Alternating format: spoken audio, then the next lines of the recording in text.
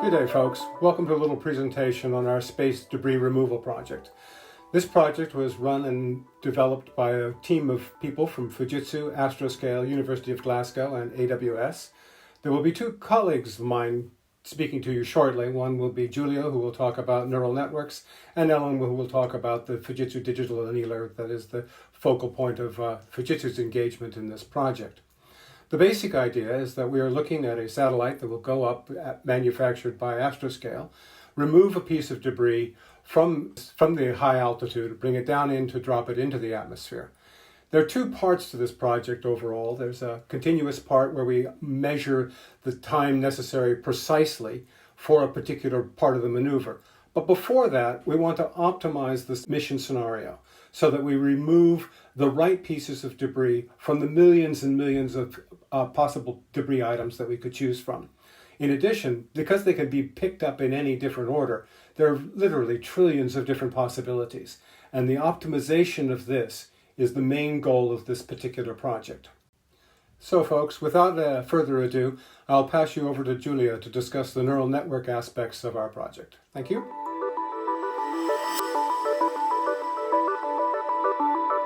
Thanks, Dave. The mission scenario that we have considered requires the spacecraft to depart from a low Earth orbit, which is the disposal orbit, to rendezvous a space debris, dock the debris, and descend again to a low Earth orbit, where the debris is released for descending and re-entry. After that, the spacecraft can transfer to the next target object and continue until the depletion of the propellant. So at this stage of the project, we consider the orbits of the space debris to be circular with the same inclination, which means that to realize a transfer, we have to realize a change in altitude and a change in right ascension of the ascending node. The first one is realized through the use of the propellant system, so through thrust maneuvers, and the second one is instead realized by exploiting the gravitational perturbation of the Earth through weighting maneuvers. This mission scenario presents different challenges, but the main ones are, of course, the selection of the debris objects and their sequence, so that we could identify the mission with minimum cost. And at the same time, identify for each transfer from low Earth orbit to the debris and from the debris to the low Earth orbit, which one is the transfer with the minimum delta V and or time of flight. As Dave mentioned before, we have millions of space debris in orbit right now, so it is very computationally expensive to compute the transfer, so the cost and time of flight for each of these transfers, and identify the best sequence. So we propose to use a neural network for a quick estimation of the delta V and time of flight for each of these transfers. In our case, the input values are the orbital parameters of the space debris, the debris mass, and the mass of the spacecraft at the beginning of the transfer, and the output values are the delta V and time of flight for the transfer from low Earth orbit to the debris and back to the low Earth orbit. In order for the neural network to compute accurate output given certain inputs, we have to train the network, which means we have to optimize the weights and biases associated to each neuron so that the mean square error between the targets and the network outputs is minimized. We generated a training database, which is a collection of inputs and targets for 90,000 low thrust trajectories. Once the neural network is trained, we wanted to estimate the performance of the network, so we plotted the prediction from the network against the targets, and to have an high accuracy, we want the blue dots to lie on this red line, and in fact this is pretty much the case. We obtained in fact a final accuracy which is higher than 99% for both delta V and time of flight, which was an excellent accuracy for our test case. Thank you, and I'll hand over to Ellen for the presentation of the digital annealer.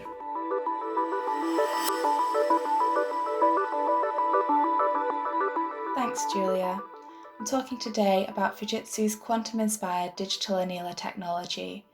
It's a unique silicon architecture that's inspired by quantum computers, and it's able to solve the types of problems that the first quantum computers will solve, but without the expensive and difficult architecture. It's highly parallelized, it's equivalent to 130,000 cores, and it is 300 to 10,000 times faster than conventional servers, depending on the application.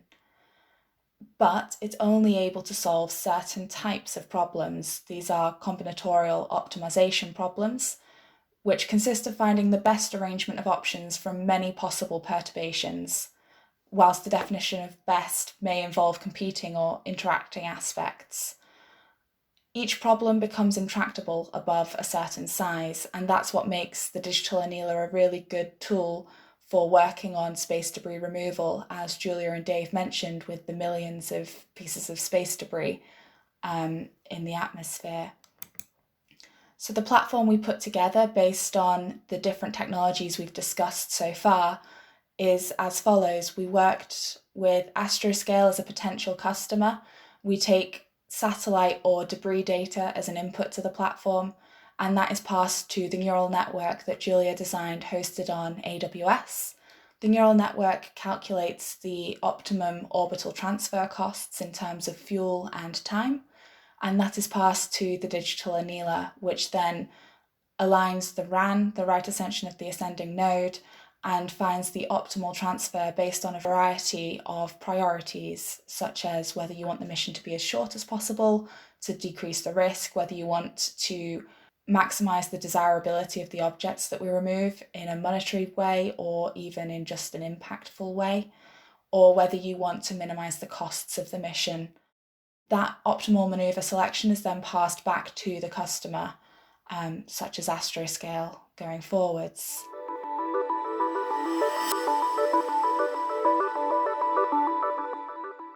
The results of our platform were validated against an expert using their current mission planning tools.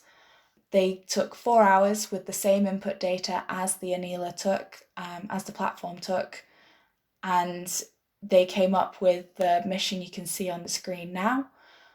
You can see that the annealer took 0.083 seconds to come to a mission which is significantly shorter, and in the table you can see that it uses less fuel as well. The business implications of that is that there's a reduced cost due to lowered fuel weight at launch, the ability to choose the most desirable options to make for a better business case, and the speed of calculation creates many options for scenario planning, such as if something changes during the mission, you can recalculate the mission plan and continue to have an optimal mission.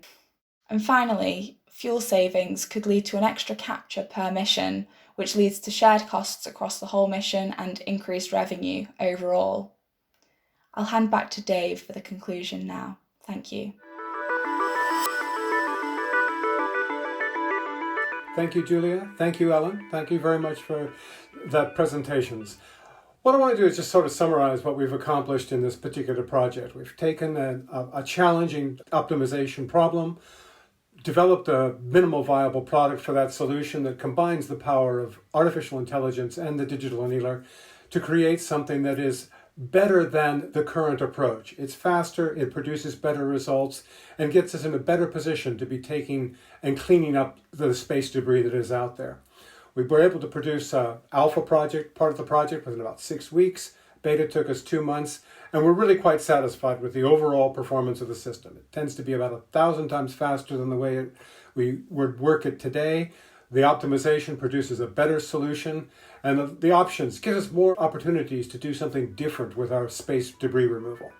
So again, I'd like to thank you on behalf of our partners, and that by all means, be in touch with us if you have any further questions. Thank you.